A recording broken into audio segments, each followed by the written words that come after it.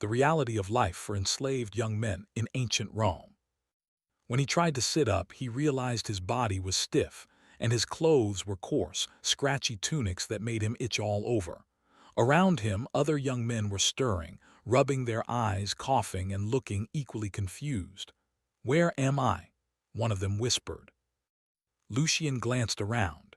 There were no signs of the world he remembered. No buildings with glass walls, no screens, no vehicles. Instead, he saw a large courtyard surrounded by high stone walls. Soldiers in shining armor patrolled the area, and some men were already working in lines, carrying heavy sacks of grain or pulling carts. It looked ancient, yet almost too perfect.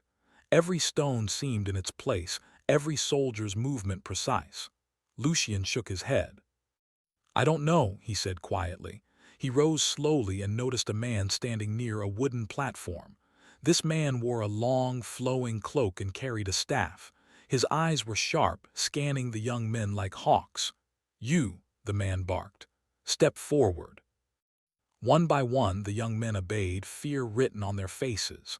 Lucian hesitated, but the man's gaze fixed on him. With a deep breath, Lucian walked forward. "You are now part of the house of labor," the man said.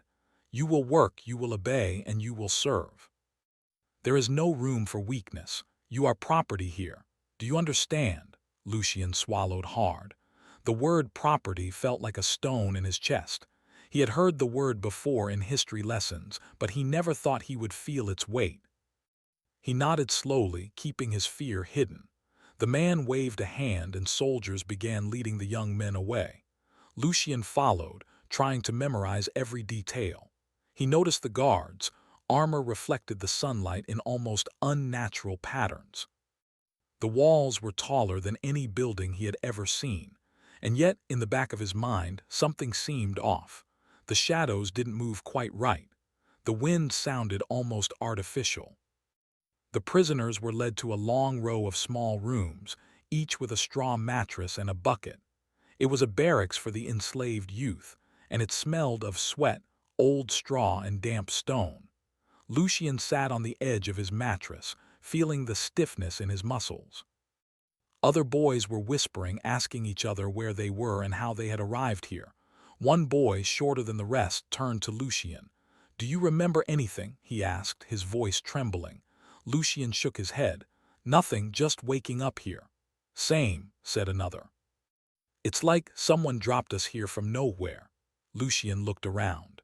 Some boys were crying quietly. Some were angry, pacing the small rooms, trying to imagine a way out. Lucian's mind worked differently. He tried to notice patterns, details, anything that could explain why this place existed. He walked to the window, peering through iron bars. Outside, he saw men working in the fields, overseers shouting, and soldiers keeping everyone in line. It was a perfect picture of control. Then Lucian noticed something small. One of the guards walked through the sunlight in a way that didn't quite match his shadow. The shadow paused slightly before the guard's foot moved. Lucian blinked. "That's strange," he murmured to himself. A boy named Marcus, sitting nearby, noticed him staring. "What's strange?" he asked. Lucian shook his head.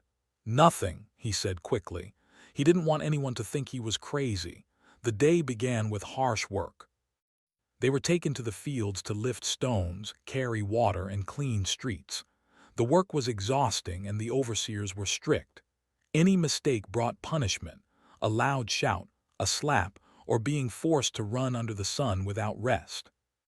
Lucian saw a boy collapse from exhaustion, and a guard just pushed him to his feet, yelling. But Lucian noticed something else. Despite the strict control, the system was not perfect. He saw guards talking in whispers, small tools left carelessly, and walls with tiny cracks that seemed too easy to exploit. The imperfections sparked a thought in his mind. Maybe this place could be understood, maybe even navigated. By evening, the boys were returned to the barracks. They were tired, bruised, and hungry. A simple meal of bread and water was given to each of them, enough to survive but never enough to feel full. Lucian ate quietly, thinking about the day. "Do you think we'll ever get out?" Marcus asked, staring at the floor. Lucien didn't answer. He didn't know. But he felt a fire inside him, a need to understand this place, to find a way to survive. The fear was there, yes, but it was mixed with curiosity. This wasn't just about escaping pain. It was about learning the rules of this strange world. That night, Lucien lay on his straw mattress, staring at the ceiling. He remembered flashes of his previous life, bright cities, strange machines, voices of people he loved. They seemed distant, like memories from another lifetime.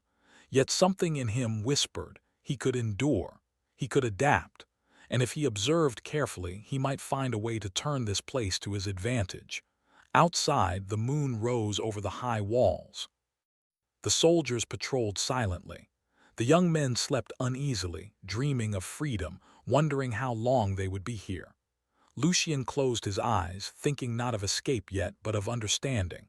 Tomorrow he would watch, he would notice, and he would learn. And in that moment, amidst the fear and confusion, Lucien felt a small spark of hope. Not the hope of running, not yet, but the hope that the human mind, clever and resilient, could survive even in a world built to break it. Because if anything was certain, it was that humans, even young men far from home and thrown into harsh conditions, had a way of finding strength they didn't know existed. And Lucien intended to find his. The next morning, the sun rose slowly over the stone walls of the courtyard. Lucien woke early, as usual, before the others. He had decided to observe, to learn the patterns of this strange place. He could see the soldiers, shadows moving across the ground, the lines of boys already marching toward their work, and the overseers standing tall, watching like statues. Lucien stretched, his muscles sore from the previous day's labor. The hard ground and coarse clothing made every movement uncomfortable, yet he felt sharper than before. Fear had a way of focusing the mind, and Lucien was beginning to understand the first rule of survival here. Attention mattered more than strength. He noticed Marcus still asleep, his small frame curled on the straw.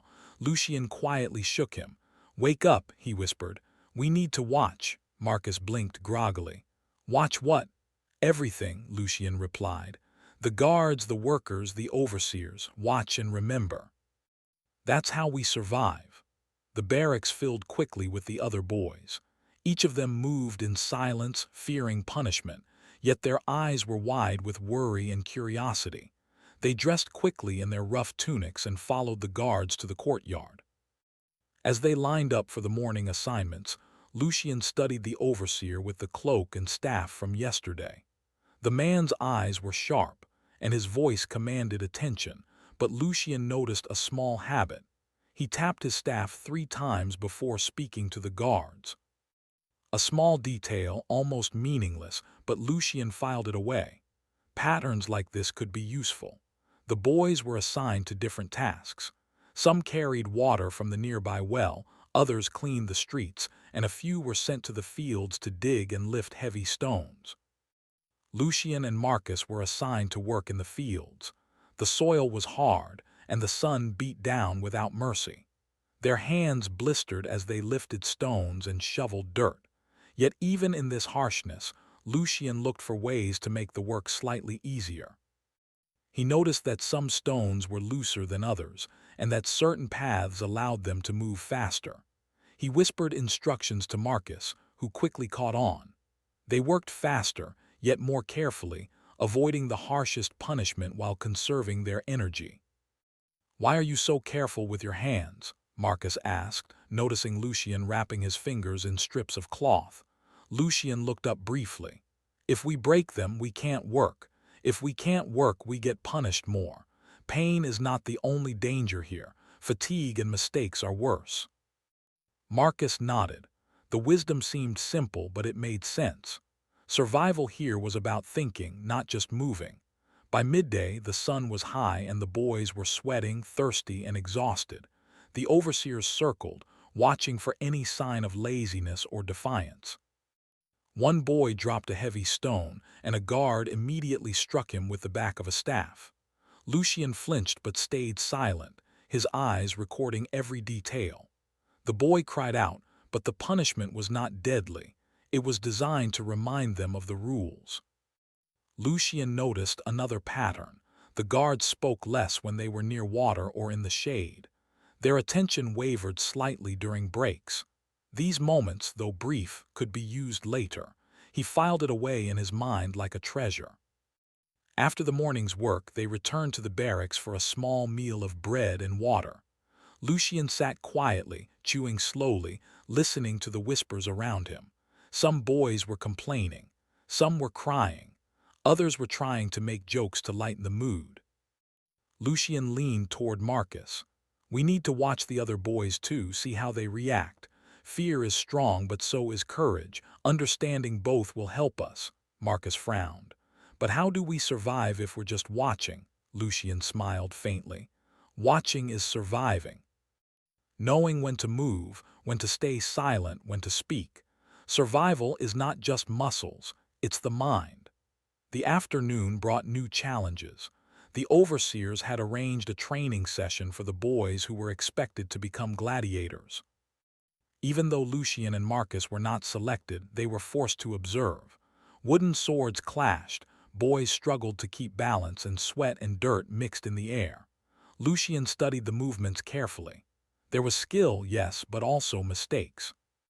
Many boys moved too fast, overcompensating, or too slow, fearing the punishment. Lucien realized that in this world, understanding how others acted was as important as learning the work itself.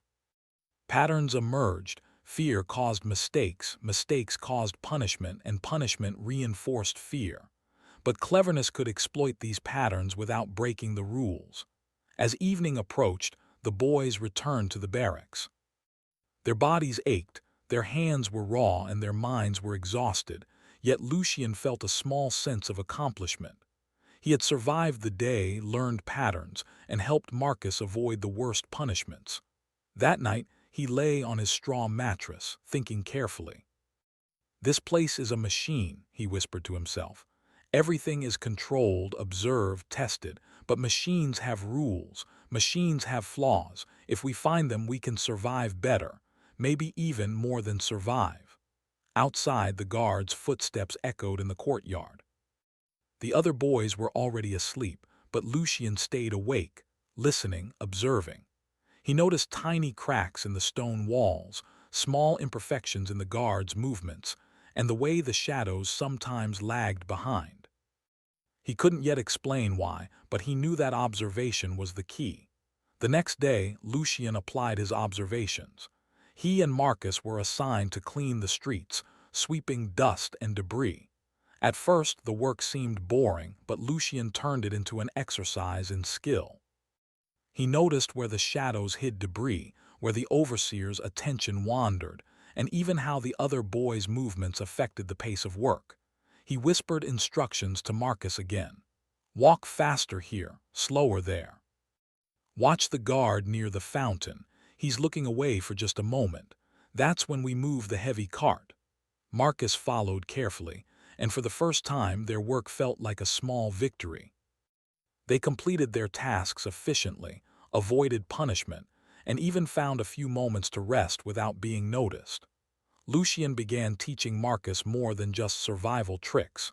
He taught him how to notice patterns in speech, movement, and even emotion.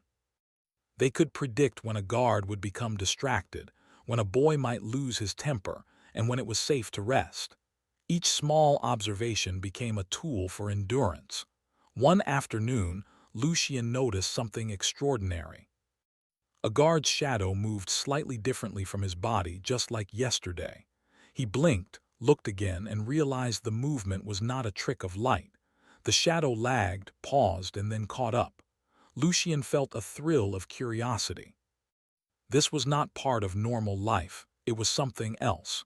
He didn't speak to anyone about it yet. Instead, he recorded it in his mind, noting every detail. The shadow, the movement, the exact time of day. If this was a flaw, it could be important.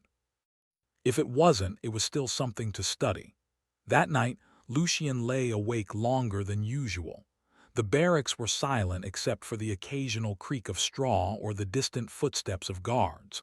Marcus was already asleep, exhausted from the day.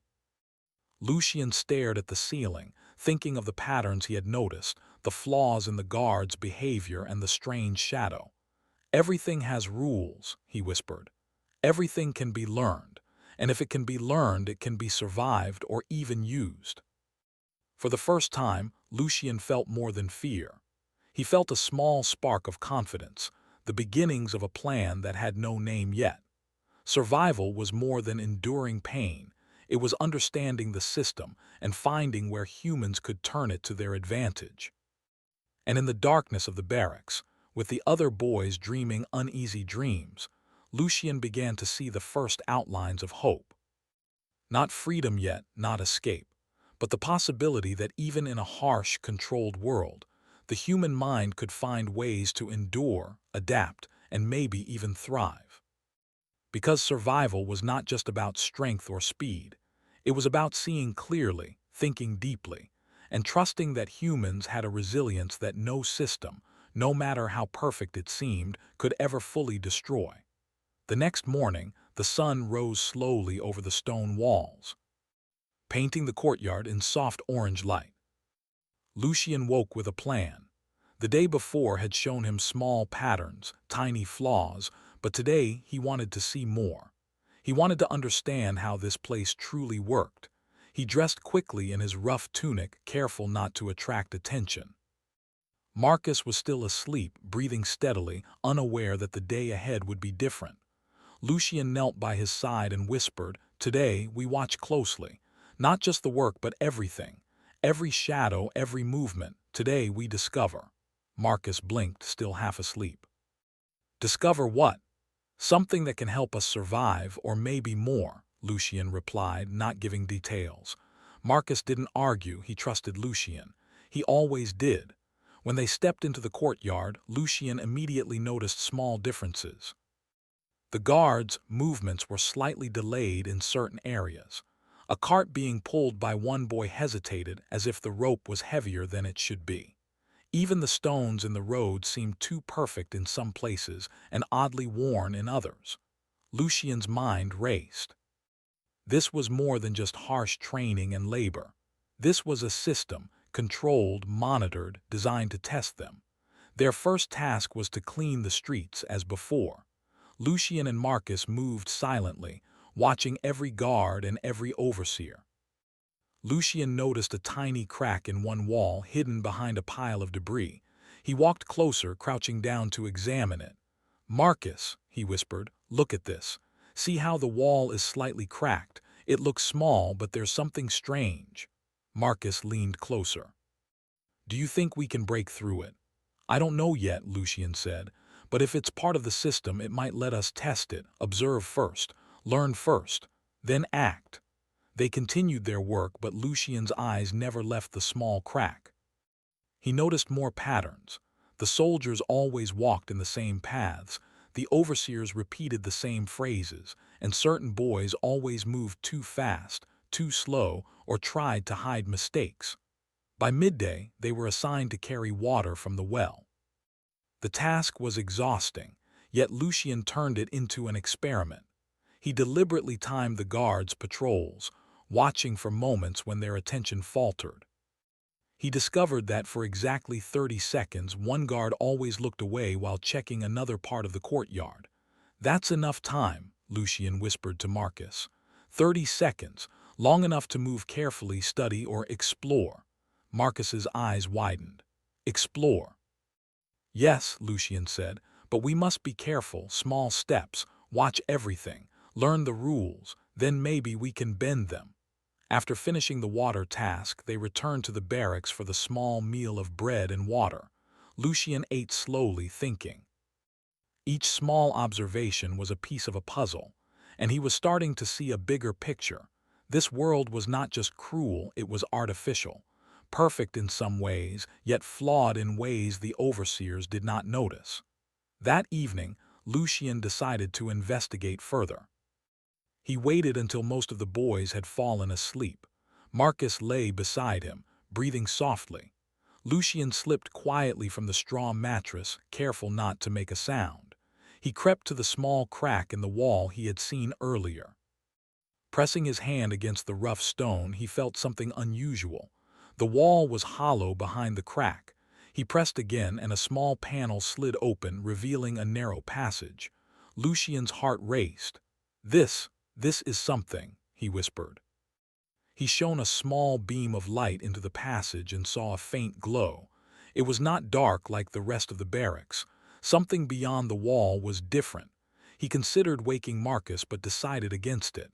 "Not yet. I need to understand first," he muttered. "Then I can bring others." He stepped carefully into the passage. The walls were smooth, almost metallic, and the floor hummed faintly under his feet. Lucien realized he was not just inside stone walls, he was inside something designed, something artificial. The passage led to a small chamber filled with strange devices. Screens, lights, and panels covered the walls. A soft hum filled the room. Lucien moved closer to one of the screens and saw patterns, numbers, images of the courtyard, even real-time data about the boys. His mind reeled. This was the control room. Someone or something was observing everything. Every step, every mistake, every breath of the boys was being recorded. Lucien touched a panel, and a map of the entire compound appeared. The fields, the barracks, the water wells, and even the hidden cracks in the walls were all marked. He realized that this world was a controlled simulation. Everything was designed to test them, to study how humans survived under pressure. But why? Lucien didn't know yet. He only knew one thing: knowledge was power. He moved to another panel and discovered more, recordings of previous groups of boys, all struggling in the same way. Some had failed, some had learned to survive, and a few had even manipulated the system slightly. Each had left traces hidden within the data. Lucien felt a thrill of excitement. "We're not alone," he whispered. "Others have been here before us. They've learned, they've tried, and they've left clues." He spent hours exploring the chamber, studying the patterns and noting the weaknesses. He learned that the guards' movements were programmed but imperfect. The overseers repeated commands at precise intervals. Even the walls had cracks that could be used carefully to move unnoticed. By the time he returned to the barracks, Lucien felt different. He had a plan forming in his mind. Survival was no longer just about enduring labor or avoiding punishment. Survival was about understanding the system, learning its rules, and using them to their advantage. The next morning, Lucien shared small details with Marcus. "The world is not what it seems," he said quietly. "Everything is controlled, but there are flaws, small cracks." "Patterns, we can use them," Marcus frowned. "Do you mean escape?" Lucien shook his head. "Not yet. First we survive smarter, then we explore, then maybe more." As the days passed, Lucien continued to observe, experiment, and note patterns. He watched how the guards walked, how the overseers timed their commands, and how the other boys reacted. Every observation became a tool, every small flaw a potential advantage. He even noticed that some boys were beginning to resist in small ways, moving slightly faster, hiding tools, or working together secretly. Lucien realized that the human spirit was not easily broken. Even in a harsh, controlled world, humans found ways to cooperate, adapt, and survive. One evening, as he lay on his straw mattress, Lucien thought about the chamber he had discovered. The glowing screens, the maps, and the recordings of other boys filled his mind. He realized that the simulation was not just a test, it was a challenge to human ingenuity, resilience, and courage. Lucien smiled faintly. He understood now that the world outside the walls, the world he remembered, was irrelevant for the moment. Here in this controlled world, humans had to rely on something greater: their minds, their creativity, and their unbreakable spirit. And for the first time, Lucien felt something he had never felt in this place before: hope. Hope that humans, even young men trapped in harsh conditions, could not just survive, but could learn, adapt, and perhaps even change the system itself. Because discovery was the first step, understanding was the second. And for Lucien, the third step, what he would do with that knowledge, was only just beginning. The morning sun poured into the courtyard, casting long shadows across the stone floors. Lucien awoke with a plan forming in his mind. After discovering the hidden chamber and the control systems, he knew one thing clearly: survival was no longer enough. He wanted to act, to change the rules of this controlled world, even in small ways. He nudged Marcus awake, speaking in a low voice. "Today we try something new. We'll test the system. Small steps. Careful, quiet." Marcus blinked, unsure. "Test the system. You mean break the rules?" Lucien shook his head. "Not break, bend. Use what we've learned. Observation is power, but action is knowledge." The barracks were silent except for the soft breathing of the other boys. Lucien slipped out quietly, Marcus following close behind. They moved carefully through the stone corridors, past the guards who followed their usual, predictable paths. Lucien's mind replayed every detail he had learned: 30-second distractions, delayed movements, tiny cracks in the walls. Everything would be important. Their first target was the field where boys carried stones. Yesterday, Lucien had noticed a pattern. One guard always glanced at the far edge of the field for exactly 27 seconds before returning to his patrol. Lucien timed it perfectly. When the moment came, he whispered, "Now." He and Marcus moved a few steps off the normal path, using the shadows to cover themselves. They didn't run, didn't draw attention. They simply walked carefully, testing the guard's reaction. Nothing happened.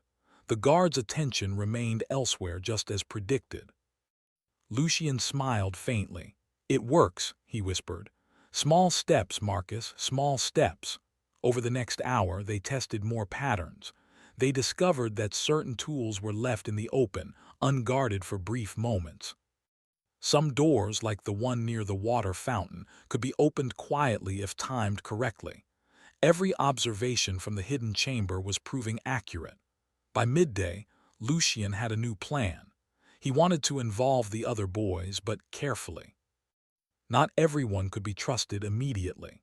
He selected a few who had shown cleverness and courage, those who had survived the harsh tasks without fear or panic. He spoke to them quietly during a small break, explaining the patterns, the cracks, the shadows, and the small weaknesses in the system. At first, some were skeptical, but Lucien's calm confidence convinced them. "We are not powerless here," he said. "The system has rules. Every rule has a flaw. Every flaw can be used. We survive not just by obeying, but by thinking." That evening, they moved carefully toward the barracks' outer walls, testing small cracks and observing the guards. Lucien led the group silently, using everything he had learned. They moved through shadows, timing every step, every pause, every breath. The thrill of freedom, even if small, was exhilarating. By night, they had gathered enough confidence to plan their first rebellion, not with violence but with cleverness. Lucien explained the idea: a distraction. If they could cause the overseers to focus on one part of the courtyard, other boys could move more freely, rest safely, or explore hidden passages without risk. The next morning, the plan was set in motion. Lucien coordinated the timing. One group of boys spilled water from the well, causing a small commotion. The guards rushed to clean it, leaving gaps in their usual patrols. Lucien's group moved carefully, unseen. Even the overseers fell for it. They shouted commands, trying to control the chaos, but the boys moved too cleverly, slipping through cracks, hiding in shadows, and observing every reaction. Lucien felt a thrill he had never known before. The human mind, clever and coordinated, could influence a system designed to control it. Hours passed. The rebellion continued in small, precise actions. Boys carried water, moved carts, and performed tasks in ways that exploited the system's weaknesses. They weren't trying to escape yet. They were testing, learning, proving that human ingenuity could bend the rules. Lucien noticed that some guards were beginning to hesitate, unsure of what was happening. Their routines were disrupted, their confidence shaken. Even the overseers, who had seemed untouchable, struggled to regain control. By evening, the boys regrouped in the barracks. Marcus was exhausted but excited. "We did it," he said, eyes shining. "We actually did it." Lucien nodded. "Yes, but this is only the beginning. Every day we learn more, and every day we can act more boldly. Observe, understand, and then use what you know. That is how humans survive and thrive." Over the next few days, the small rebellion continued. Boys moved more freely, helped each other in secret, and tested new patterns in the system. Lucien became a leader, not by command, but by intelligence and courage. Every decision was calculated, every action careful, yet each small success strengthened the group's confidence. One afternoon, Lucien discovered something extraordinary.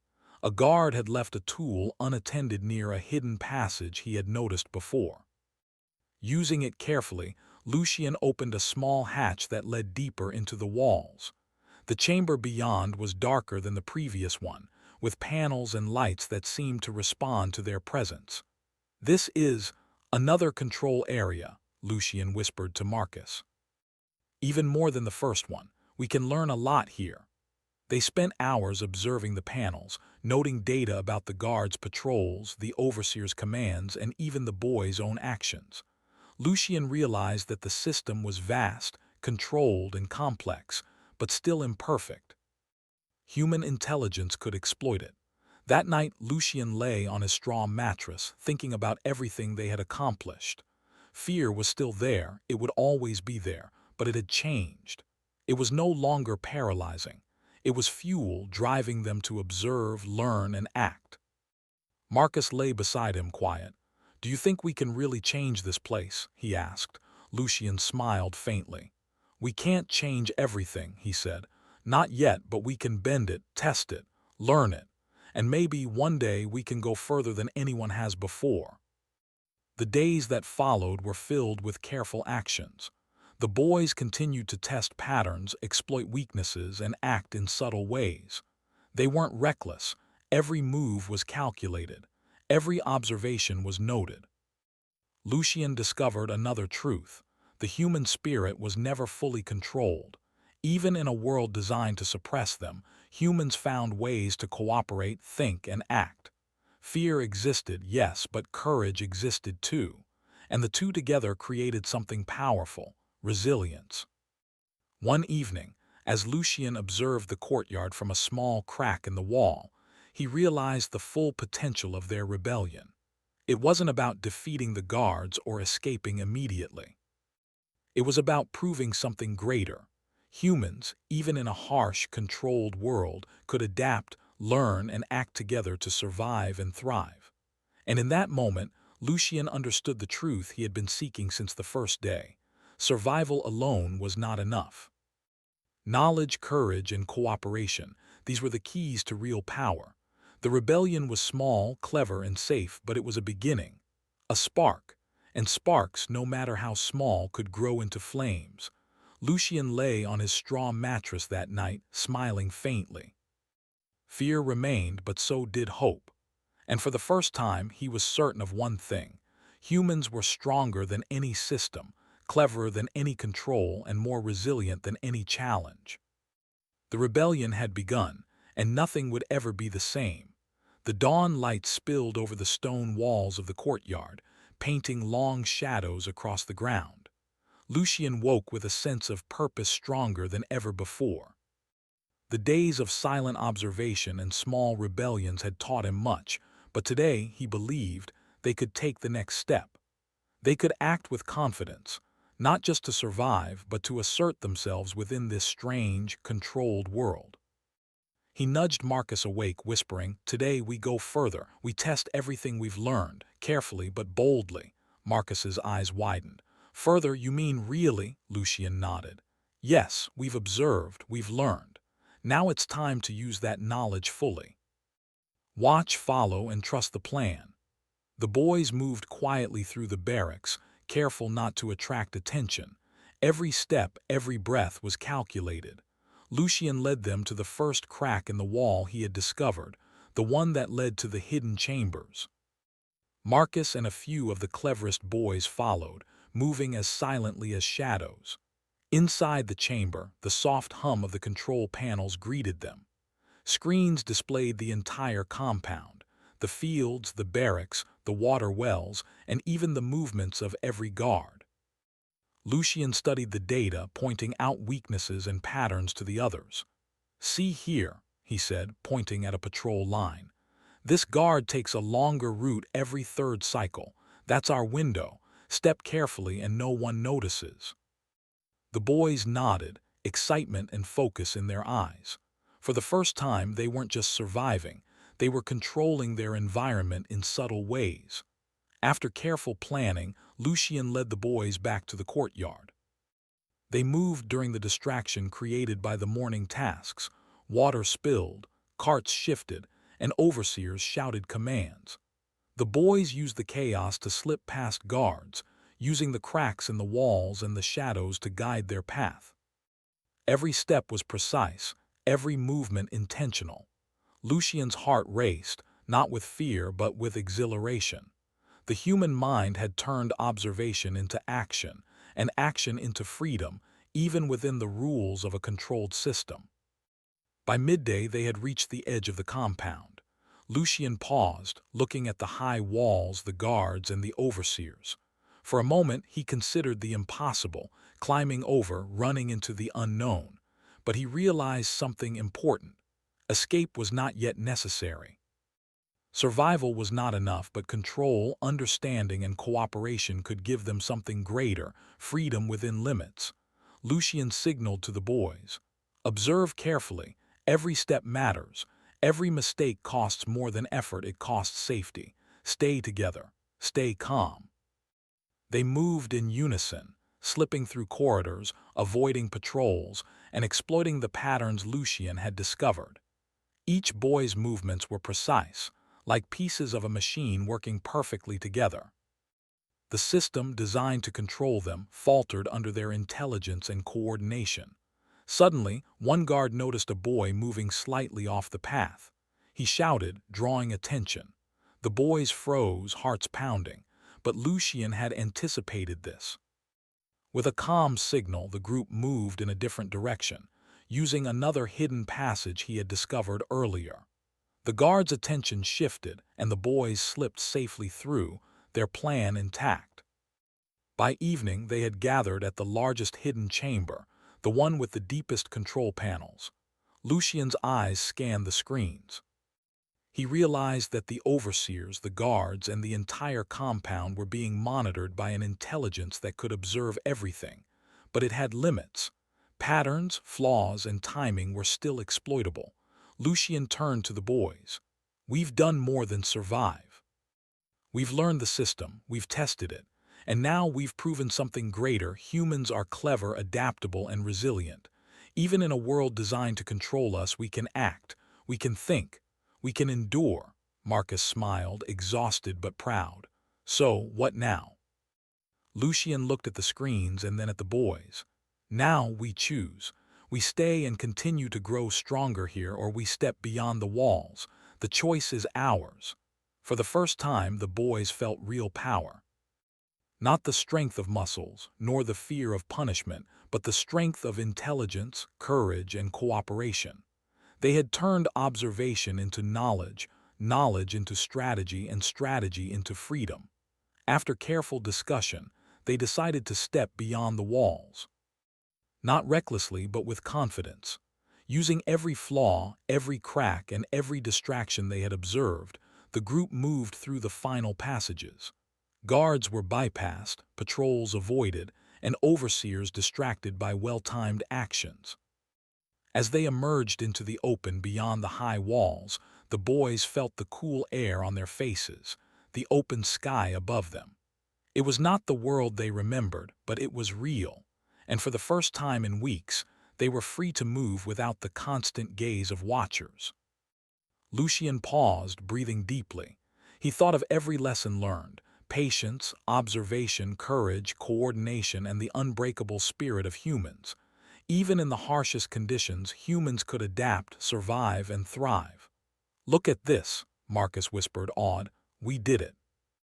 Lucian smiled, thinking of all the boys they had helped, all the observations that had led to this moment. "We did," he said softly. "But remember, freedom is not just escape. It's knowing how to live, how to think, and how to act. That is the true lesson." As the sun set, the boys walked together, exploring the open land beyond the walls. Each step was careful, yet filled with hope. Lucian led them with confidence, guiding them not just with knowledge of the system, but with the understanding of what it meant to be human, resilient, intelligent, and courageous. In the days that followed, the boys learned to navigate this new world. They applied the lessons from the compound: observation, patience, cooperation, and ingenuity. They built shelters, gathered food, and even began mapping the land. Every challenge was met with careful thought, every obstacle seen as an opportunity to apply what they had learned. Lucian often reflected on their journey. He remembered waking in the barracks, confused and afraid, and the first moments of observation. He remembered the small rebellions, the clever exploitation of patterns, and the hidden chambers filled with data. And he realized one truth clearly: humans are never powerless when they think, cooperate, and persevere. One evening, as the sun dipped below the horizon, Lucian gathered the boys. "We survived the system," he said. "We proved ourselves. And now we have the chance to live, to learn, and to grow. Remember this always: fear will come, challenges will come, but our minds, our courage, and our spirit will always give us strength." The boys nodded, understanding the depth of his words. They had endured labor, discipline, observation, and fear. They had learned the rules, discovered the flaws, and acted with intelligence. And now, in this moment, they felt a strength beyond fear, a strength that no system, no wall, no overseer could ever take away. Lucian looked to the horizon, thinking of the journey ahead. There would be more challenges, new worlds, and unknown dangers. But he was ready. They were ready. Humanity, he realized, was capable of adapting, surviving, and thriving in any situation. As night fell, the boys settled near a small river, watching the stars reflect on the water. Lucian felt a sense of peace he had never known in the barracks. They were free, not just from walls, but from the fear that had held them for so long. They were free to think, to act, and to grow. And in that moment, Lucian understood the greatest truth of all: freedom begins in the mind, thrives in courage, and blossoms through human ingenuity. The journey had been long and hard, but the human spirit had triumphed. And for Lucian and the boys, the world ahead was full of endless possibilities. The adventure was over, but the story of survival, courage, and human ingenuity would continue, for them, and for every human who faced a world designed to test them.